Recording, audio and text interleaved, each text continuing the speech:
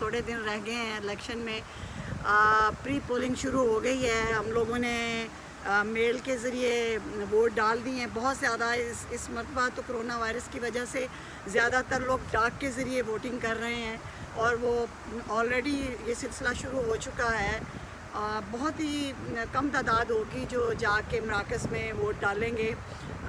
उसकी एक वजह कोरोना भी है और दूसरा ये है कि लोग घरों में हैं जो ब्लेस बैठे हुए हैं और कुछ इतने सुस्त भी हो चुके हैं। मगर जोशो खरोश इलेक्शन का वैसे है, बल्कि बहुत ज़्यादा है, क्योंकि जो एंटी ट्रंप वोट है वो बहुत ज़्यादा उसमें फिर जैसे ओबामा के टाइम में ये ज़ोर था, इसी तरह अब भी देखा जा रहा है कि और ख़ास तौर पर न्यूयॉर्क और इस तरह की जो शुमाली स्टेट्स हैं इनमें तो ज़्यादातर डेमोक्रेटिक हैं, यानी जो बाइडेन को ज़्यादा वोट करेंगे, डेमोक्रेट्स को ज़्यादा वोट करेंगे ट्रंप की मुखालफत में।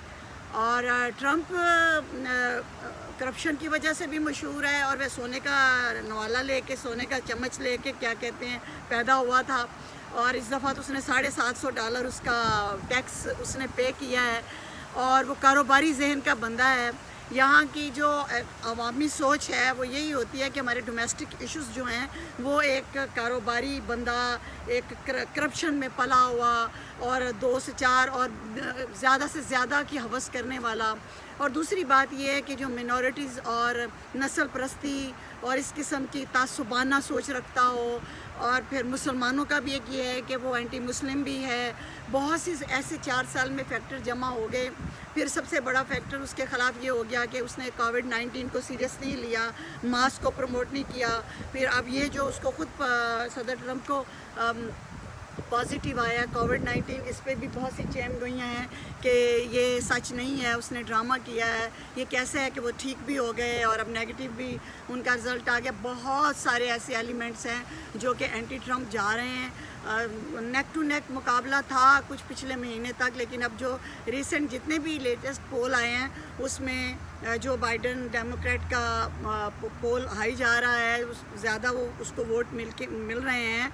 लेकिन कुछ नहीं कहा जा सकता क्योंकि ये रिपब्लिकन की हिस्ट्री भी रही है कि वो हमेशा वो कुछ न तरीके से धांधली करते हैं। ट्रंप इतनी जल्दी इतनी आसानी से, क्योंकि उसके साथ यहाँ का जो सरमायादार जितना है पैसे वाला और फिर यहूदी लॉबी और फिर मजहबी लॉबी और फिर वाइट लोग जो हैं ये सारे उसके साथ हैं, तो इसलिए आसानी से वो हार और शिकस्त नहीं मानेगा ट्रंप। वो बिल्कुल धांधली तो वो पहले से शुरू कर चुका है। पिछले 4 साल पहले भी उसने रशियन लॉबी और जूश लॉबी के साथ की थी। अभी भी उसकी फुल प्लानिंग है, एजेंसीज़ बिल्कुल अलर्ट हैं।